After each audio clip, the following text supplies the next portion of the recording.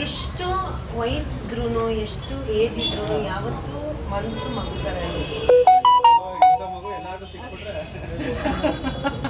ಬೆಳಿಗ್ಗೆ ಸ್ಫಟಿಕದ್ದು ಈಗ ಇದು ಇಲ್ಲ ಅದು ಸಾಕಾಗಿತ್ತು ಸ್ಯಾರಿ.